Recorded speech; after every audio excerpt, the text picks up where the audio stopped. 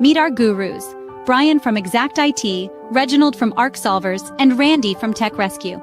Together, we'll delve into current events and hot cybersecurity topics, helping you comprehend their impact. Stay informed, stay secure. Security Squawk, the business of cybersecurity. Buckle up, let's dive in. What's up, everyone? Welcome to the Security Squawk podcast. I think I heard somebody pop in. Oh, there. We have a popper-inner. Good morning. Good thing I heard that, Randy or Andre. I'm not really paying attention to this thing sometimes. All right, let's get into it. Welcome to the Security Squawk podcast, a special Monday morning edition where we're going to discuss cybersecurity breaches and ransomware attacks that are becoming increasingly sophisticated, targeting a wide range of industries and organizations, from local governments to legal associations and another tribal operation. We'll dive into all of that today. And these recent incidents highlight the growing challenges companies and organizations are having in defending against these threats, with attackers leveraging legitimate credentials, disabling endpoint defenses, and shifting from ransomware to just pure data extortion. In this episode, we're going to explore the latest high-profile cases, including $1.5 million fraud against Baltimore City, ransomware crippling operations at Minnesota's Jackpot Junction Casino, that's in conjunction with the tribe I mentioned, and the Texas State Bar Association breach. We'll also discuss emerging trends such as the rise of EDR killers and what that means to businesses and cyber defenders around the world, and the shift to credential-based attacks, guys, bypassing traditional security measures. So we'll get right into it. Welcome to the show. Randy, why don't you give everybody a little reminder of the fee for the show? No, you don't want to? Oh, you're on mute, Randy. I was muted. So the show is free, but it's not free as in cheap. It's free as in a free beer or something like that. So the show does have a lot of value. And we do ask, the only payment, quote unquote, is that you like, wherever you're watching this, that you like it, share it, and comment. So we would love it, especially if you're watching live, if you have comments or questions, we'll try to address those live during the show. Great way to basically help the algorithm and help out the show. So like, share, subscribe, and comment. There you go. Yeah. Appreciate it. Andre, anything you got to add there, or you're good? No, I'm good. All right, let's kick things off with the story. It sounds like, guys, it came right out of a cyber thriller movie off Netflix. Baltimore City recently fell victim, or they're saying they recently fell victim to a cyber attack. But what's actually happening here, folks, is we talk about this all the time. Like, what's going to happen down the road with all of this information that's spilling over onto the dark web? And here we go, right? This is a huge, after the fact thing that happened because of the city of Baltimore's ransomware attack that happened several years ago at this point.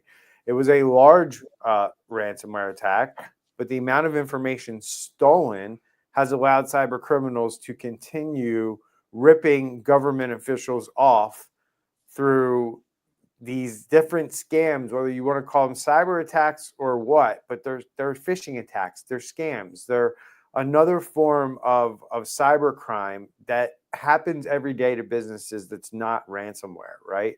This can be business email compromise, misdirection of funds, right? And that's what happened here with the city of Baltimore. They fell victim to these cyber attacks involving identity theft and fraud, and it resulted in somebody ripping the city off to the tune of $1.5 million that disappeared into thin air. It's like hackers pulled off their own Ocean's 11 heist, but with keyboards instead of crowbars, guys.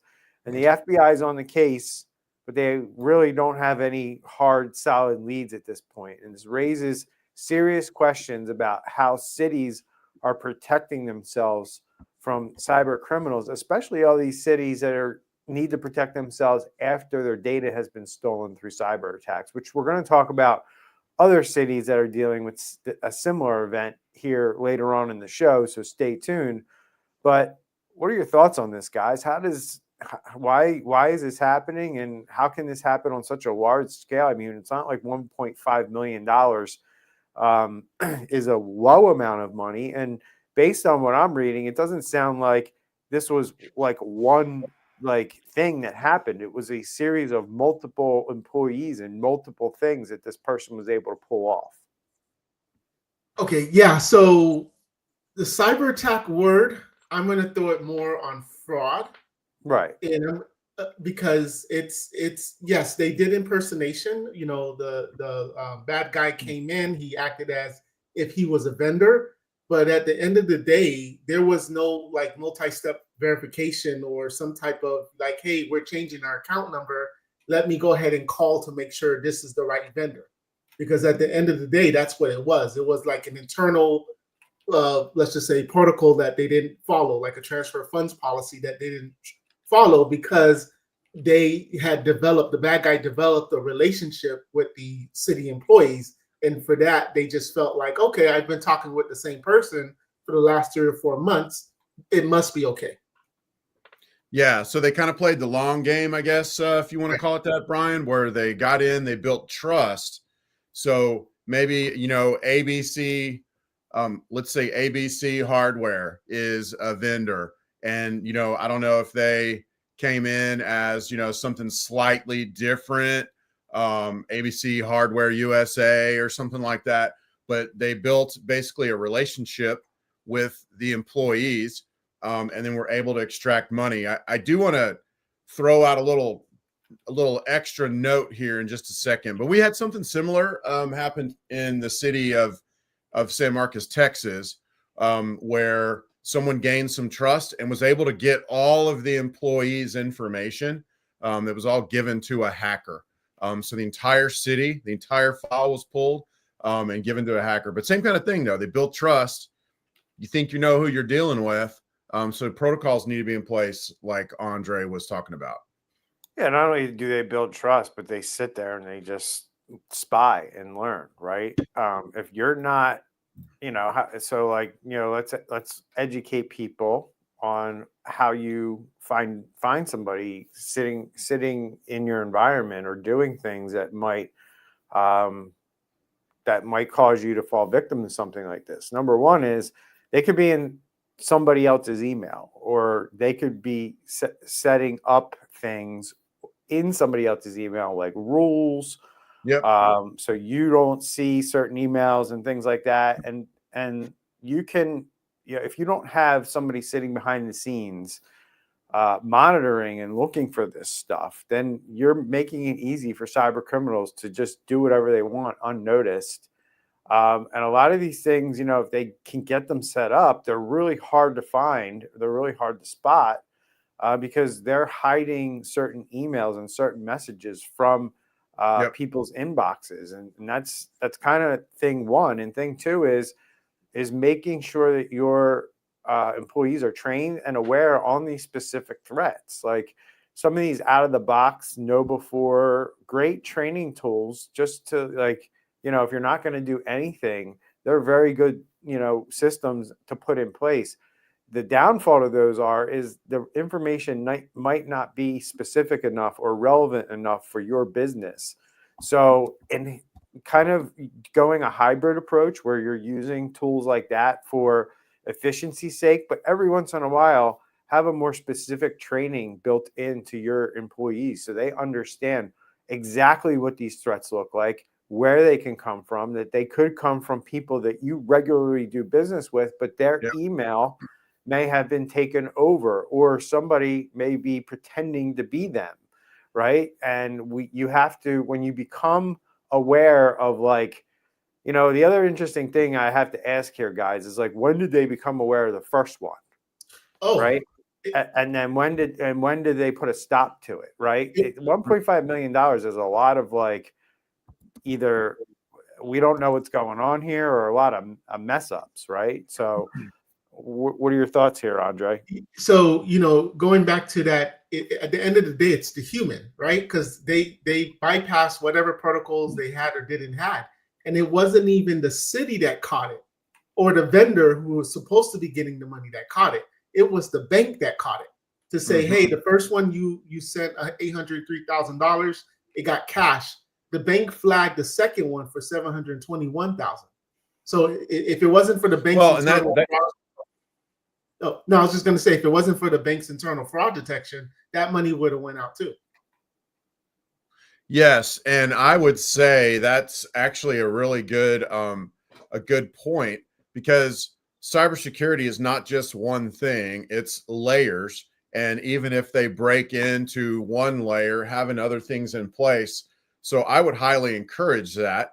I was going to share that we saw a couple of weeks ago, one of our clients got a phishing email from another company.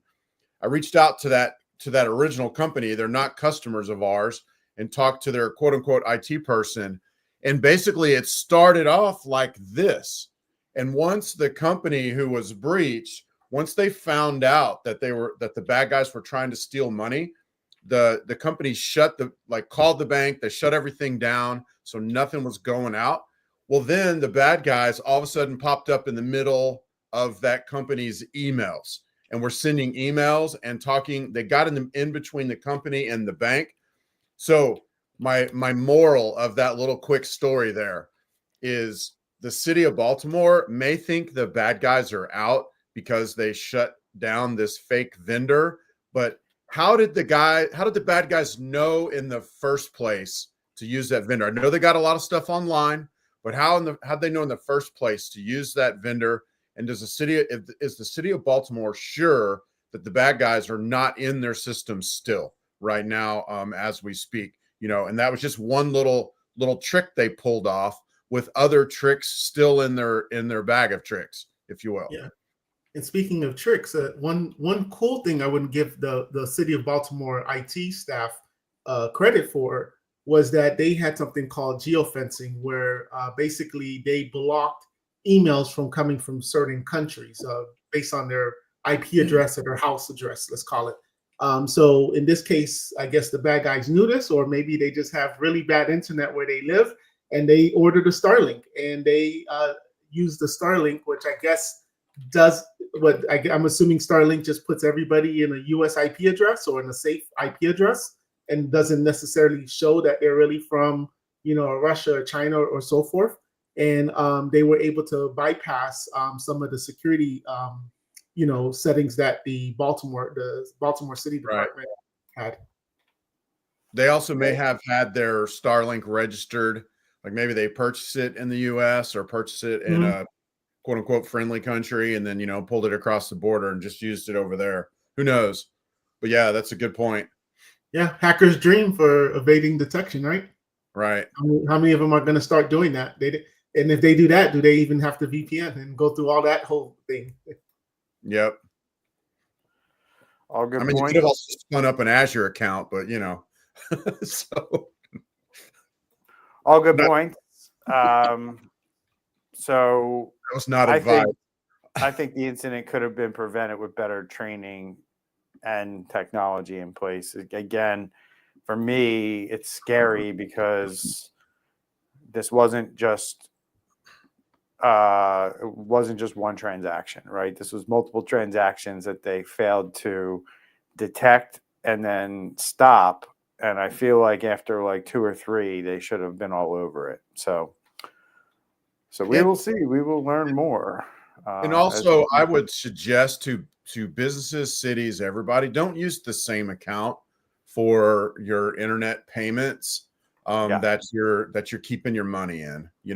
Use a separate account for that, and only put money over there when you need to put it there to make a payment. Then that way, whatever's been given out to the world, less likely to be used for a crime. Yes, sir. All right, moving right along. We got the Texas State Bar making headlines for all the wrong reasons. The ransomware group claimed responsibility for a breach that exposed sensitive legal information. So imagine this one, guys. Being a lawyer and finding out that your confidential case files are now a bargaining chip in a hacker's extortion game.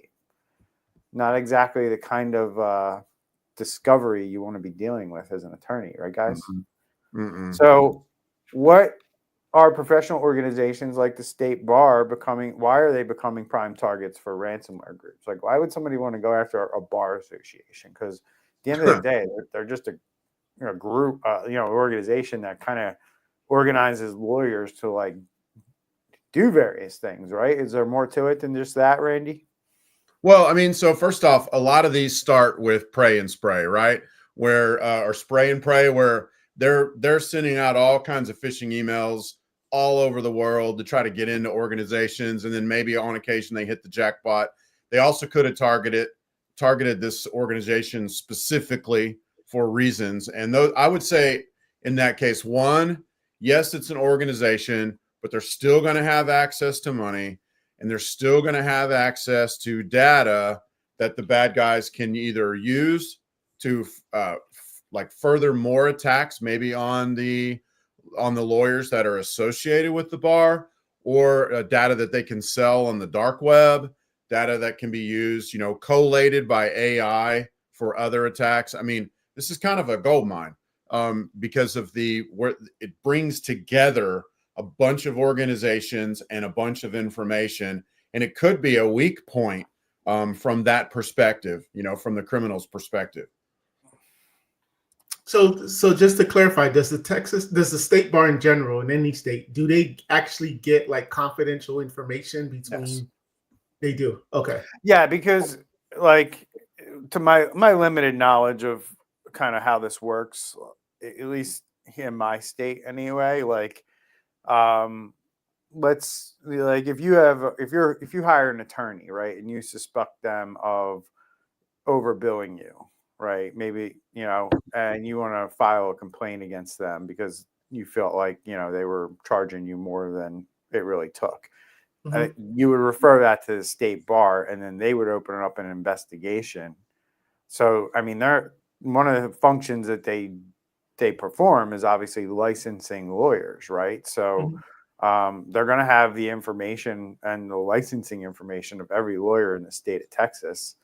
And then any investigations that are going on by the bar association for whatever reason would be something that these cyber criminals could have their hands on right now.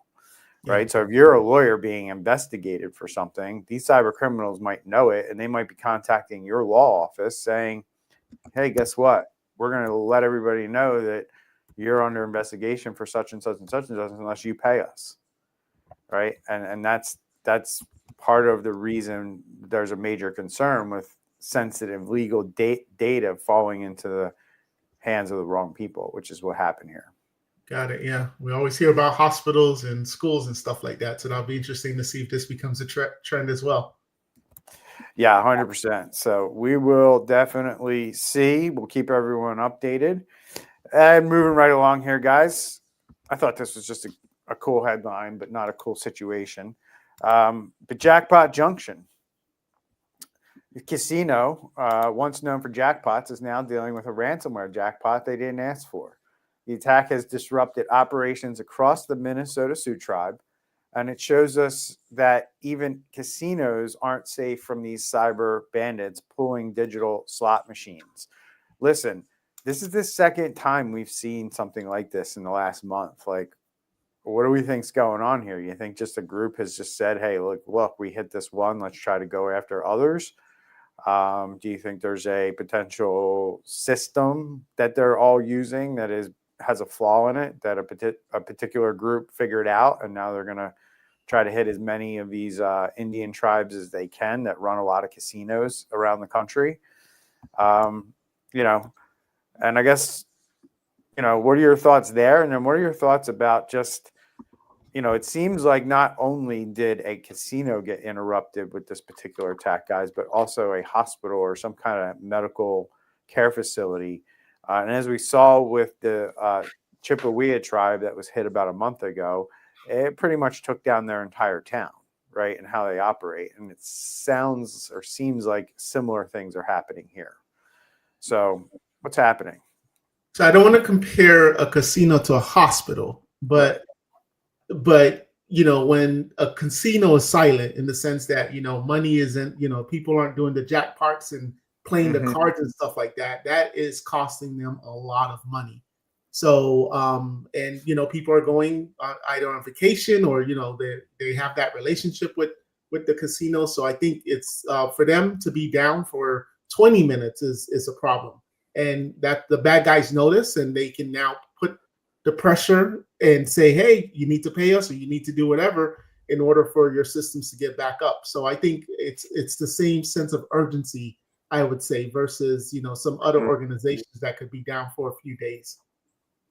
Right, and that's a big deal. Anytime an organization gets ransomware, is that the income of funds, funds coming in could be disrupted, and that can kill a lot of organizations. That can be the end of them, if that happens. So yeah, this is not good. And when you have one tribal organization that gets hit, and they're overseeing healthcare, they're overseeing the casinos, and everything gets affected, it's a really big mess as well. Yeah. Have you ever seen Randy angry when the bingo wasn't, when they canceled bingo? I have. Yeah. It's not good. I can't sit still for bingo, man. I'm sorry. Yeah, it's interesting. I mean, now that we have 2 in a row, I think casinos need to take notice about, or I'm sorry, these casino operating tribes that are around the country need to take notice that they're a target. And quite frankly, they need to get cybersecurity experts in there across the board, because it's really scary to me that like they can take down casinos and hospitals kind of like in one foul swoop. Like there needs to be some kind of segregation of these networks in some way. And it's the second time we've seen it. So it's really scary. So hopefully we can do better there. But at the same time, we it's an easy target, right? Because they probably don't have a huge budget to deal with. At the end of the day, let's be real here. Like we're not seeing things much differently in terms of what we see after the blast goes off in our municipal and state governments, right? They are also going down in similar ways. While we might not be seeing them like the whole entire city be shut down, you do look at some things sometimes and go, well, why is that? Why are all those things down? Why are those, maybe 5 or 6 services that city is responsible for? I mean, it seems like most cities and municipal governments, and maybe even the tribes, they keep their police kind of separate from everything else, but that seems to be it, right? Kind of ends there. So the emergency services kind of run on their own thing, and then everything else runs on, the main thing, and that seems to be what gets hit a lot of times. Yeah, when I was giving the comparison for the hospitals, the word I was trying to remember was uptime. These casinos, they live and die by being up. Yep. Yeah, 100%. So, all right, guys, moving right along. Hunters International shifts from ransomware to pure data extraction and extortion. Sorry. And the interesting thing here is, like, I think this was my prediction for 2023 going into 2024, is that we were going to see kind of like a drop off from ransomware. And as that played out, we kind of started to understand why data extortion was a more favorable approach, and why I even said, like, look, this is the way it's going, and this is the way it's going to continue to go, because they can still make money, and they don't have to worry about encrypting your files, right? And there's a huge misstep going on, in my opinion, right now. We're in the middle of it. It has been going on for quite a few number of months at this point, where businesses are still, and I kind of pondered about this on my own channel the other day, where I think businesses, honestly, as crazy as this is going to sound, guys, the breach coaches that are getting involved in these ransomware attacks are not coaching these businesses for what is happening today. And what I mean by that is, it seems like we're still kind of in this world of like, oh, I got backups. I don't need to talk to you. I don't need to negotiate with you. we're going to recover from this, and kind of like the proverbial, middle finger right to the, ransomware attackers, right?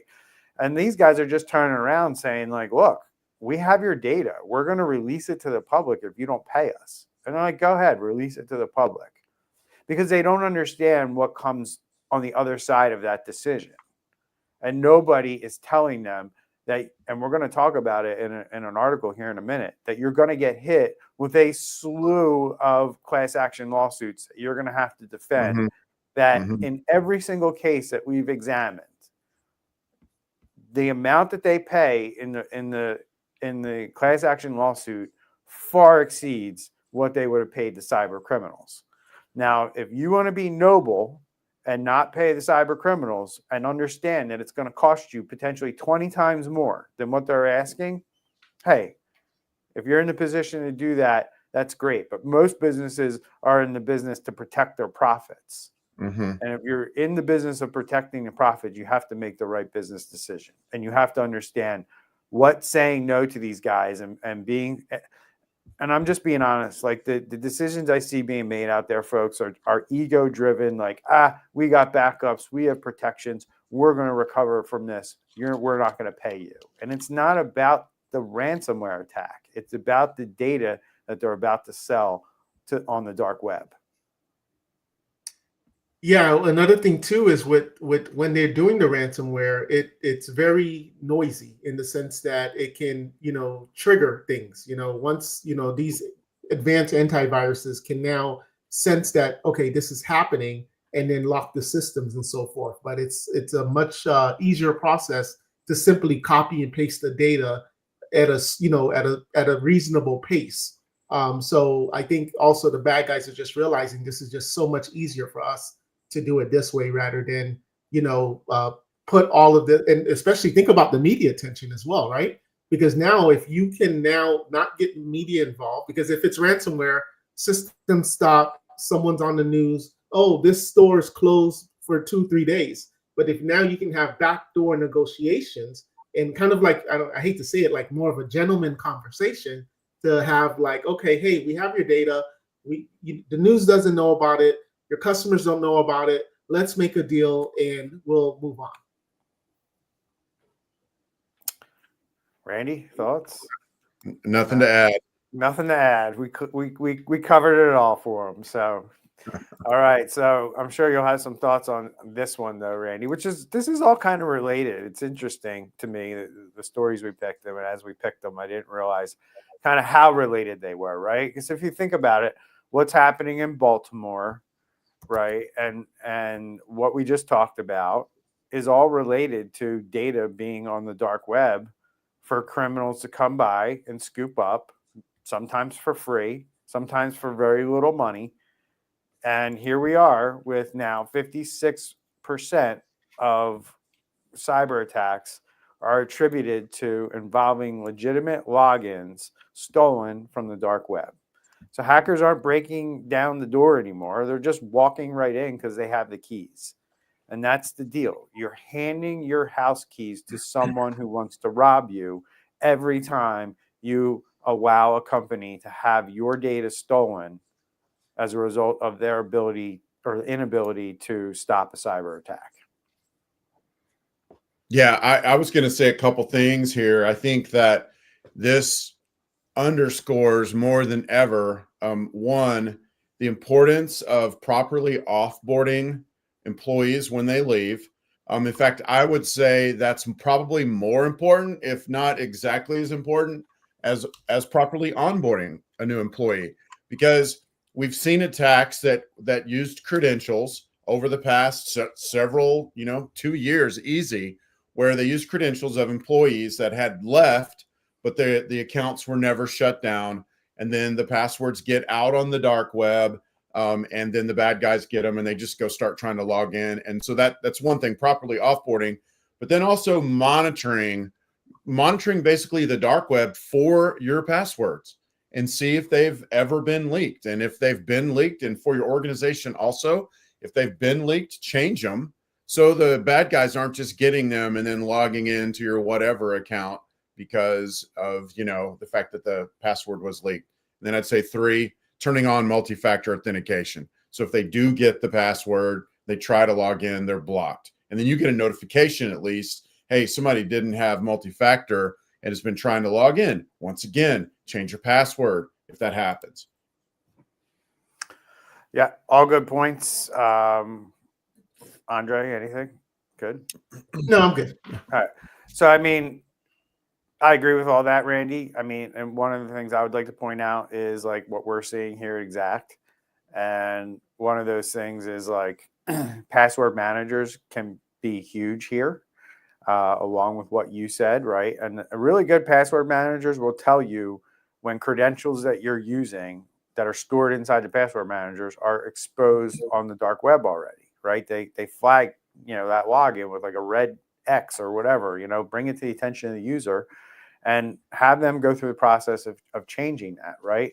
So part of the problem though is like the user adoption level of password managers across the board with the companies that we manage is really really a lot to be desired, right? Yep. People have to understand why we put these tools in place and why they should be using them. Yep. And out of convenience, they choose to still store it in the browser or not use these things and use other methods because they don't understand how these tools can help them. So that's what I'm talking about that targeted training. Like if you see users not adopting like a tool, like a password manager, train them as to what the benefits are and why they should be using it. KnowBe4 is not going to do that for you, right? So this is what I'm talking about a hybrid approach to your security and awareness training. Understand where your particular weaknesses are and build training around that. KnowBe4 is not going to know where your weaknesses are. They're just going to give you canned training that, is good, but still it doesn't do the job 100%. And you need to understand that. And then multi-factor authentication, I would say in the last 3 months, we've seen more attempts to circumvent multi-factor authentication. And as a result of the more attempts, they're successful. And that's scary, right? Because, and this again goes back to user awareness training, understanding the techniques and understanding terms like MFA fatigue and what that means and how that impacts your users and what they can do to make sure that they're not a victim of something like MFA fatigue is really important because the hackers have had a little bit of time now to figure out what works and what doesn't with MFA, and they're getting very good at getting around it, right? So that's my warning based on what we're seeing in this article. It's not the silver bullet, that's for sure. You need to have it, but it should be one of a dozen things you're doing, not your only thing you're doing. Yes, sir. So, guys, here we go with the Port of Seattle. They had their own issues a few months ago. And Seattle was hit by a ransomware attack. It's now reported that's affected 90,000 people.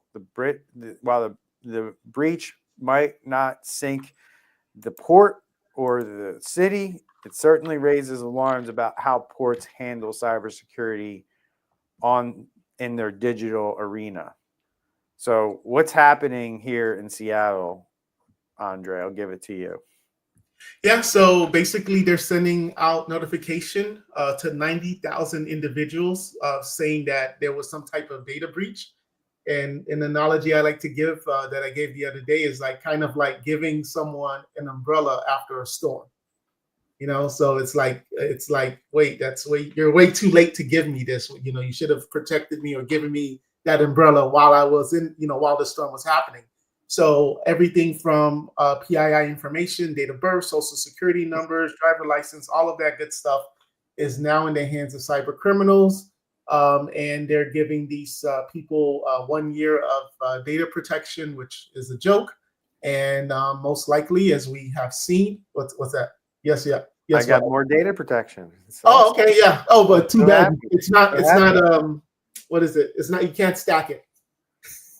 You gotta, I'm figuring I can trade it in or sell it on eBay. There you go. Yeah. For $35.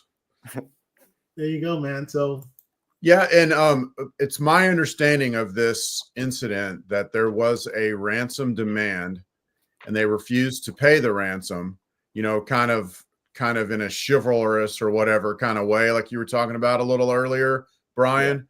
Yeah. And, you know, it's probably going to come back and bite them in the butt, because now there's 90,000 people that are affected. That screams class action lawsuit. And then I would also say to everybody listening, freeze your credit reports. There's 3 of them. Just, you know, the different ones that you have here in the USA, freeze them. So when this information gets out, it's not going to stop everything, but at least they can't go open accounts in your name because they know certain things about you. Lock them. Yeah. 3 things you need to do right now based on the breaches that have occurred as Americans. Like, as Randy said, freeze your credit, log into wherever your health insurance is and find out if that's being used at least on a monthly basis. Right. And then I would say, you know, those home title lock services are probably pretty valuable today.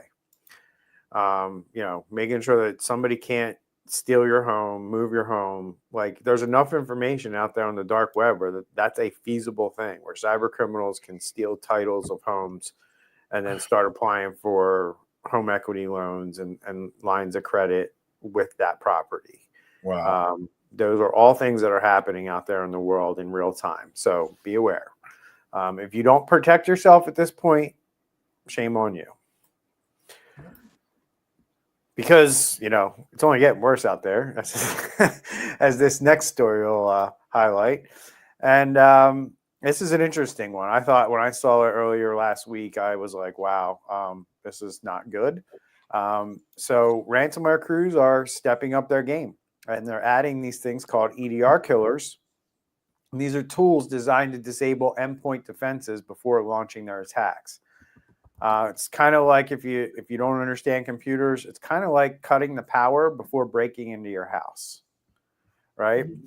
So these EDR tools are what cyber defenders like us use to know if something potentially bad could be happening on your computer.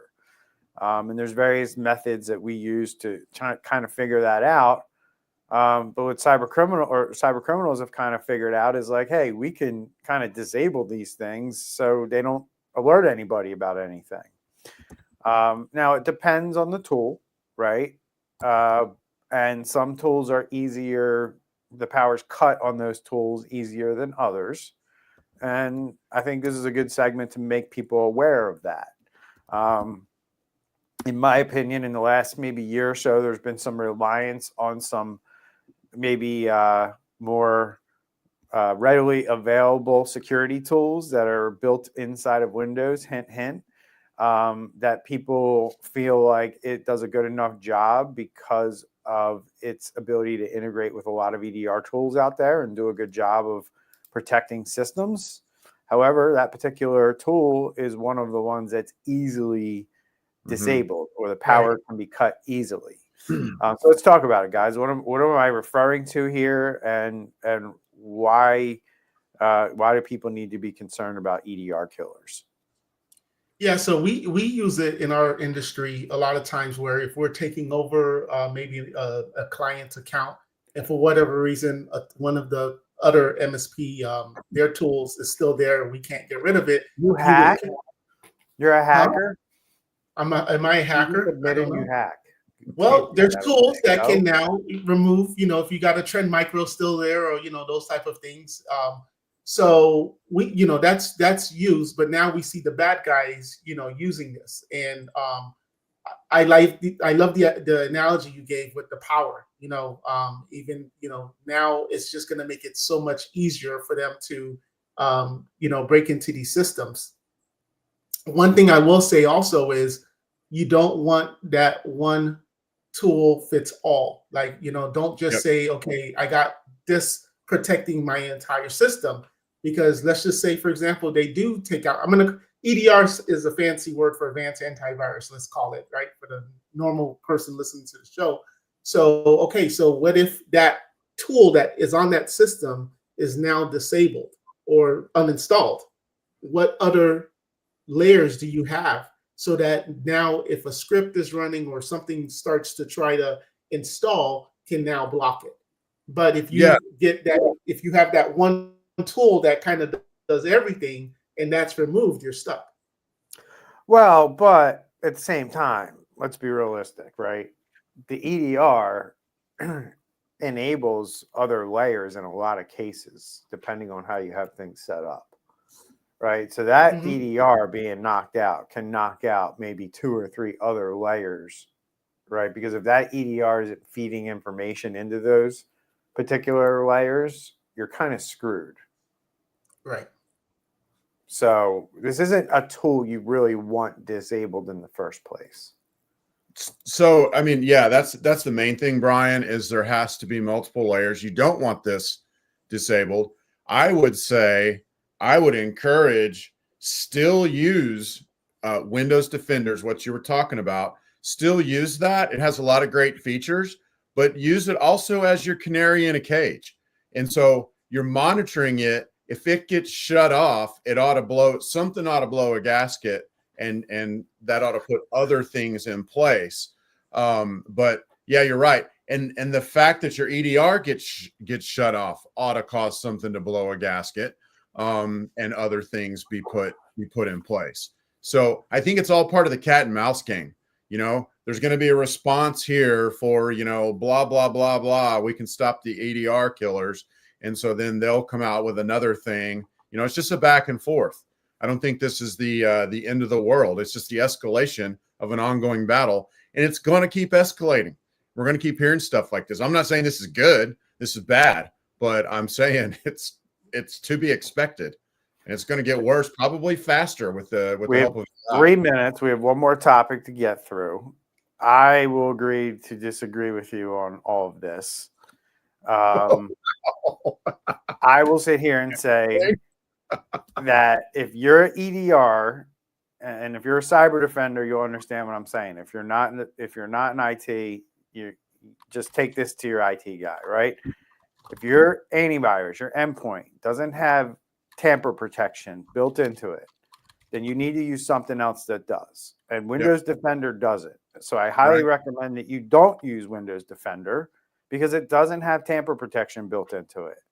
And if they shut that off, your SOC or anybody who's monitoring that is now blind. They are no longer receiving information. So they can't help you either. So that cuts off that layer of defense, right? And that's no good. So find a good tool that has tamper protection that can't be turned off, right? Because like some EDR tools that are out there, just so you know, will reboot the system if somebody tries to mess with it, right? And it reboots it or it isolates it, meaning it'll deny all connections in and out of it, meaning the hacker who has control of the system, and will only allow like the people who are trusted, meaning the security company and maybe the IT team, to get into that machine until something is rectified. These are things that you need to have in place now to deal with these types of things. And unfortunately, there's a security company out there who sold a lot of people on the idea that you can just run with Windows Defender because their service is also running there. Well, guess what? If you cut off Windows Defender, they're cut off too. Well, I have to reply back that I'm definitely not saying to use it as your only thing. I was saying canary. But I highly discourage people running multiple EDRs. I mean, like that's a system resource hog right there. You shouldn't have to run multiple EDRs. Just run one. Right. So it's built into Windows already. So yeah, the one that can be cut off, where you can cut the power off. Yeah, let's use that one. Yes. Sorry. It's a speed bump. No, we should do a whole talk about this because there is a way to make it think it's in the driver's seat when it's actually not, and it's being monitored. And a whole nother EDR is watching. I'm with you. I'm with you. So, I hear you. It's more overhead. That's all. So finally, let's talk about this. What is going on here? Wow. Chattanooga, Hamilton County both had sensitive data exposed in a breach of apparently a debt collector, guys, proving that hackers don't discriminate when it comes to targets. Now, Andre's got to go, so I don't care who takes it. what's going on here in Tennessee? Randy, you wanted to talk about it, so I'm going to toss it to you and make it quick. You're tossing it to me. So Yeah, Tennessee. Well, I'll give you the 5-second. Hit it. Basically, there's a data collection service that they're using, and apparently the data service Debt collection. It's debt collection. It's something that cities and counties use. I don't know if it's like bill collector, but it's called Nationwide Recovery Service. Yeah, it's debt collection. Yeah, and that's the common denominator here. And apparently, there's been some kind of a breach and some kind of a leak of data. And that's the very simplified. Andre's got to go. No, it's cool. I have a few more. Interesting, what happens here, right, is the city's obviously going to have to deal with this. They're going to have to deal with the data breach side of thing. But the more immediate thing is the emails that are going to come to the people that are in these data sets, right? Saying that you owe money to Chattanooga County, to Hamilton County, and it's not real. It's a phishing, it's an attempt, right? And this is what residents of these counties are going to have to be aware of and stay vigilant around, that they could get a text message, they could get an email that looks like it, and it's going to have a sense of urgency behind it, that you need to pay this immediately. And things like that are going to come through, and they're going to seem real because they have so much information about you and what maybe an invoice or a collection demand looks like. And that's what residents of these counties need to worry about in the next coming weeks and months, while the county themselves get back on their feet and try to figure out how to best protect their residents from this incident. But we have a battle going on because NRS was breached and the city didn't even know. So they didn't even tell the city about what happened. And now the city is saying, you need to tell the people that got compromised that, they got compromised. It shouldn't be us telling them. And we've seen that. I think it was Power School. I don't know if it was Oracle, but it was a few companies where basically it was Oracle and it was Power Schools. Yeah, they're all taking this again. These are these breach coaches. It has to be. When you see it, I've been analyzing these attacks long enough to know when I see a pattern of kind of like the same thing happening, whatever insurance company is throwing whatever company in to advise these guys, this is kind of like the playbook that you see going on right now. This is the playbook of the day, which is exactly this. Like, you don't get involved with telling their people. You tell them what they need to go tell their people. And I've disagreed with that in both instances before, and I'll disagree with it here. Like, if you're the company that gets breached, you're the company that needs to provide the resources and deal with the communication directly yourself. Now, they can help you, but you shouldn't be training them on what to do. And that's kind of what's happening in all three cases here. Yeah. So, Randy? Nothing to add. Nothing to add. All right, guys, that's it for the week. Good show. Thanks for the input. And remember, help us grow the show by sharing it out to your friends and family on your feed. And plus, if you give us a like, give us 5 stars if you're listening to us on a podcast platform, we appreciate the support. We'll see everyone next week. Stay safe out there. Take care. Bye, y'all.